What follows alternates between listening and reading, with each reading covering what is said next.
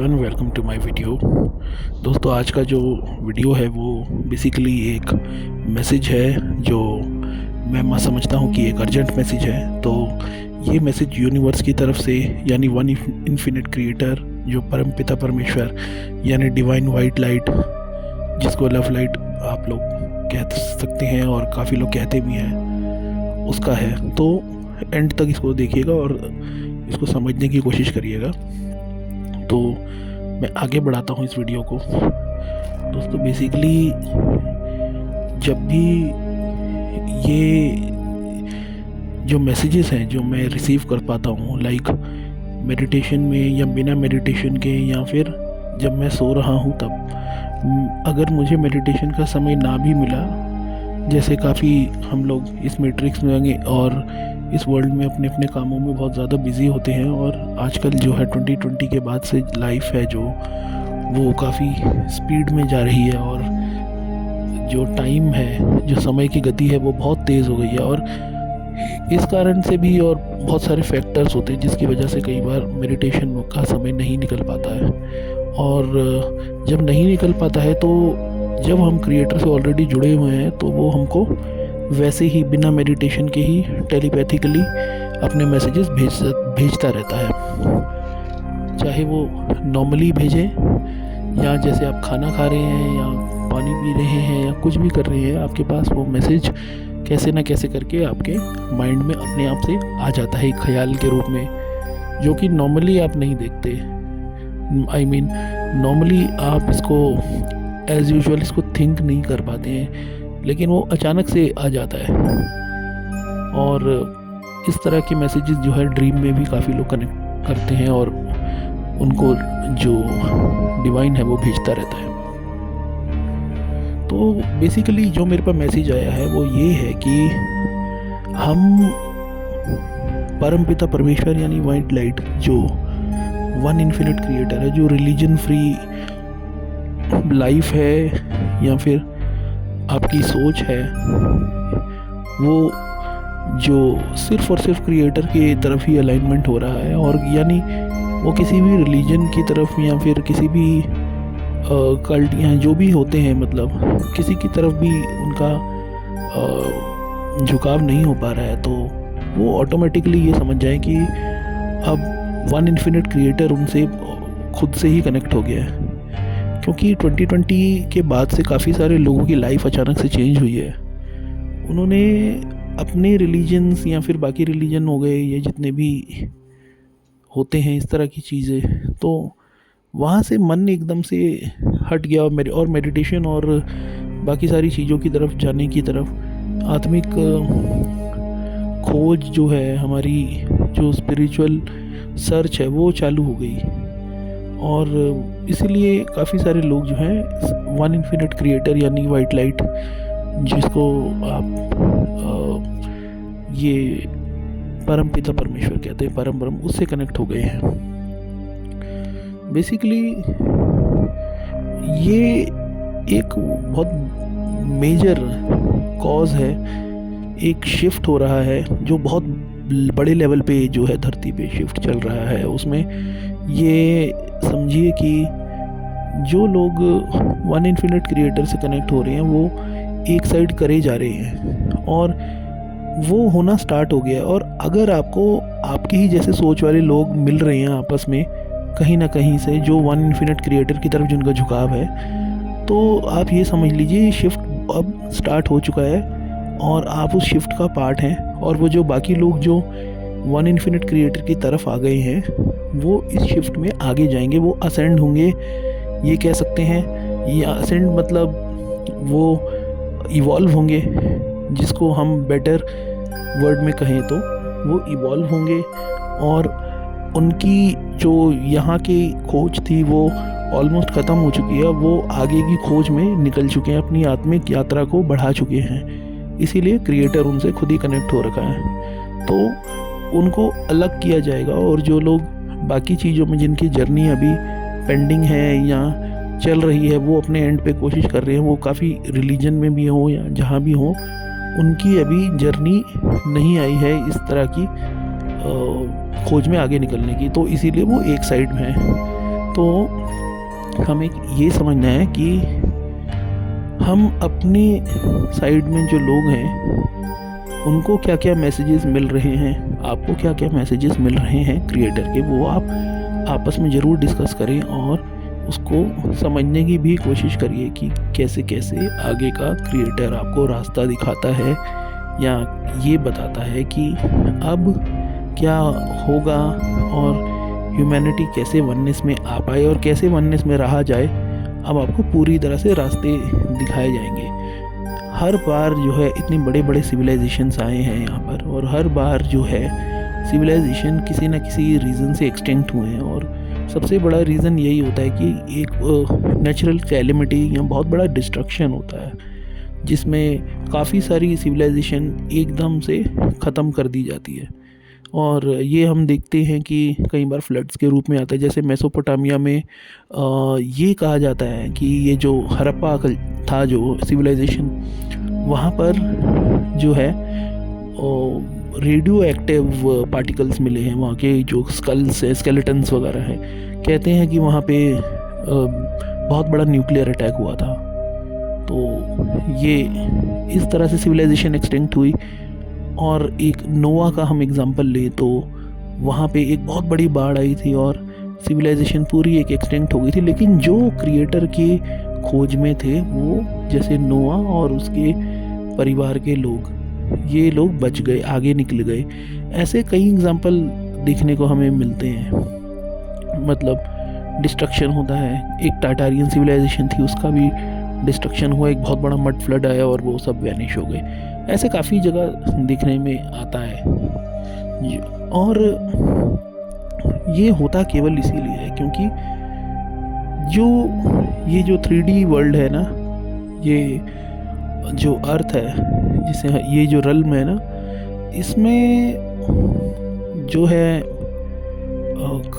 Destruction वाली चीज़ें बहुत ज़्यादा बनना शुरू हो जाते हैं। बहुत ज़्यादा ह्यूमंस जो होते हैं वो डिस्ट्रक्टिव हो जाते हैं, आपस में एक दूसरे को नुकसान पहुंचाना, क्राइम वगैरह जिसे हम कहते हैं, बहुत नेगेटिविटी बहुत ज़्यादा लेवल पे बढ़ जाती है। तब जाके ऐसे डिस्ट्रक्शंस आते हैं। और काफ़ी सारी प्रोफेसीज हो गई, वो भी इसी तरफ आज के टाइम में इशारा कर रही हैं, जो कि सोशल मीडिया वगैरह पे हम देखते हैं कि आने वाले टाइम में कुछ डिस्ट्रक्शन होने वाला है और सिविलाइजेशन का शिफ्ट भी हो रहा है। काफ़ी सारी सिविलाइजेशन जो है AI की तरफ चली जाएगी, आर्टिफिशियल इंटेलिजेंस जिसे हम कहते हैं, वो उनकी तरफ शिफ्ट हो जाएगी।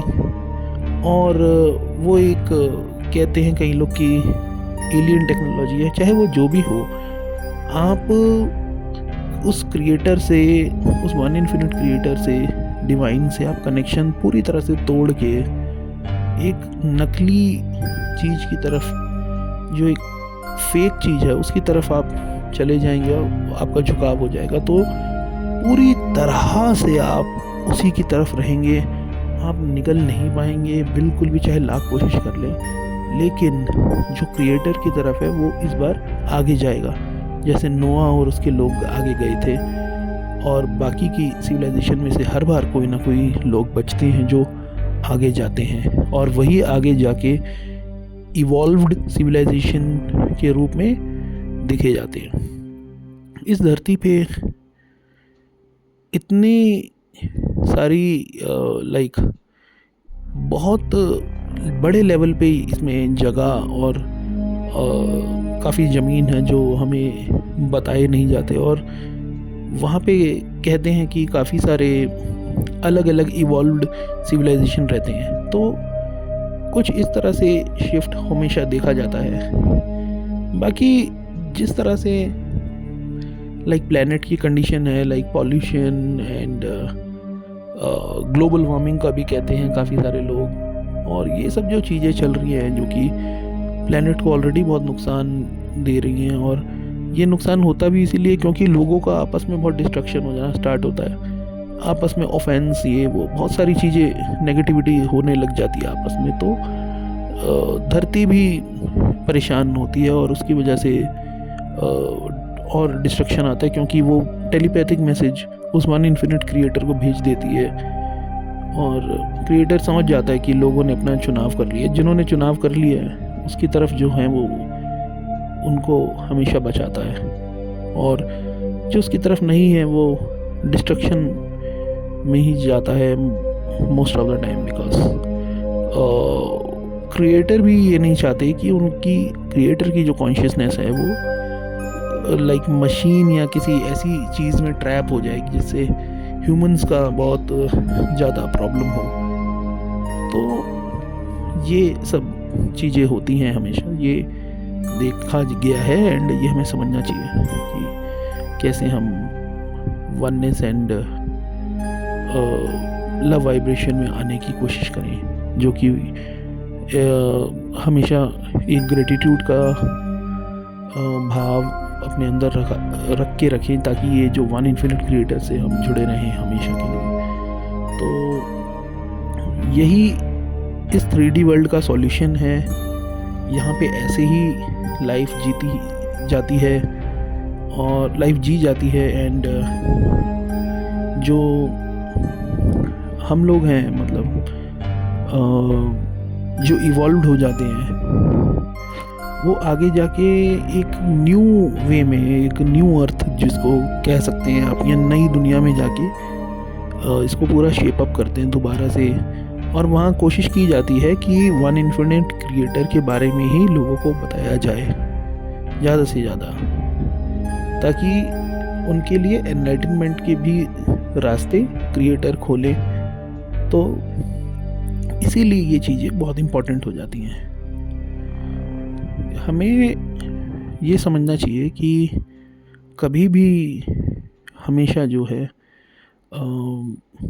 हम ये समझ के चलें कि वननेस में हमें रहना है, वननेस में हमें रहना है, मतलब लाइक हमारे को अपने अंदर वननेस लानी है। बाकी क्रिएटर जो है हमसे ऑटोमेटिकली कनेक्ट हो जाता है अगर हम ऐसा भाव ले आते हैं, और जो कि बहुत ज़रूरी है एक सिविलाइजेशन के लिए, क्योंकि सिविलाइजेशन का डिस्ट्रक्शन कभी भी होना नहीं चाहिए किसी भी सिविलाइजेशन का, लेकिन ये हमेशा होता है।